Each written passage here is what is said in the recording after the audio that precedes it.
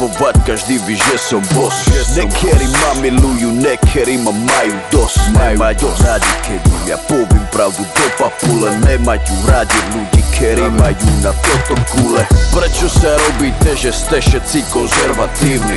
Väčšina z vás je tak skazený a primitívny. Alkohol, drogy, fet, rasizmus, nenávisť, faloška späť, tento svet.